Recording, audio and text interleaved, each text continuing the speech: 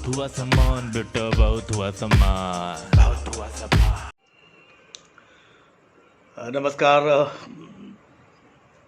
Corona के चलते देश में अर्थव्यवस्था की हालत काफ़ी नाजुक हो गई है और देश की गिरती हुई अर्थव्यवस्था पे आम जनमानस की इतनी बड़ी चिंता पहली बार देखी गई।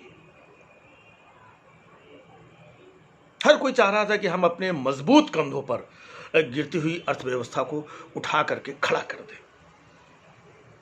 गिरती हुई अर्थव्यवस्था का ठेका लेकर के लोग सुबह सुबह ही ठेके पे पहुंच गए। 4 मई की सुबह इनकी चिंता रंग लाई। वो सुबह ही कुछ अजीब थी, कुछ अलग हलचल थी, हवाओं में एक अलग खुशबू थी।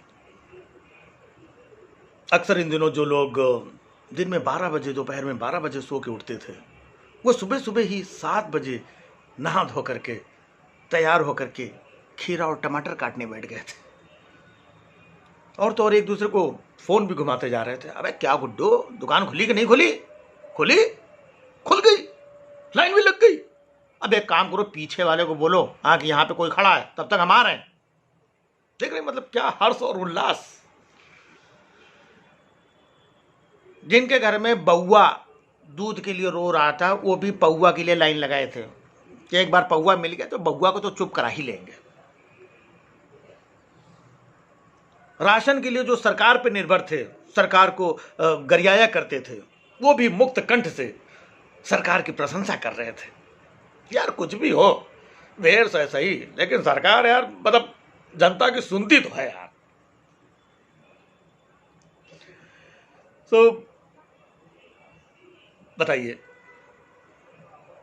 अर्थव्यवस्था के इन चिंतकों ने अपने कंधे पर कितनी बड़ी जिम्मेदारी ली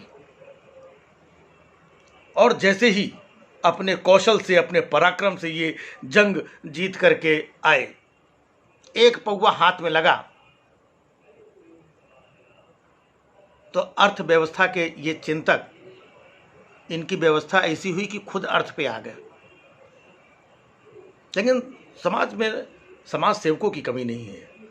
कुछ 4 टांगों वाले प्राणी ने समाज सेवा की भावना से ओत प्रोत होकर के 3 टांगों पे बैलेंस बना करके उनको सैनिटाइज भी किया।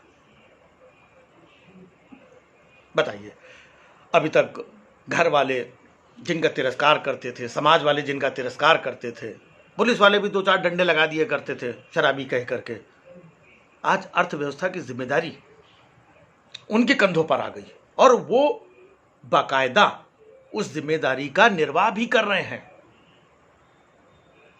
ये हैं असली कोरोना वॉरियर्स।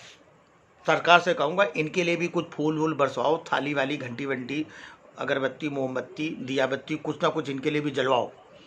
नहीं कुछ हो तो कम से कम कुछ सोडा और चखने से तो इनका स्वागत किया जाए। कोरोना वॉरियर्स लगे रहो।